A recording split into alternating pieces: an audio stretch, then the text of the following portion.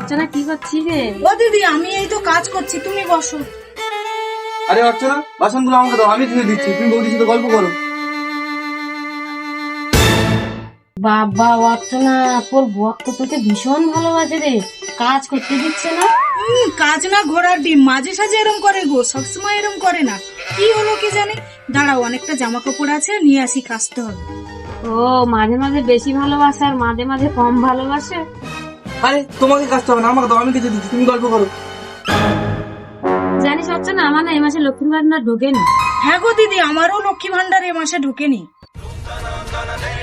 ধরো, আর আমার গুলো নাও, তাড়াতাড়ি কেচে রাখো, আমি ঘুরতে যাচ্ছি।